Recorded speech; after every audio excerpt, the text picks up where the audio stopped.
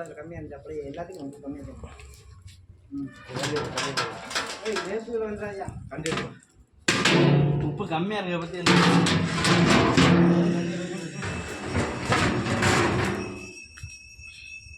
ரெண்டாவது பையன் பார்த்துட்டு நல்லா இருக்கு நம்ம சார் எப்படி இப்படி சாப்பிடாம டேஸ்டாக இருக்கேன் நல்லா இருக்கு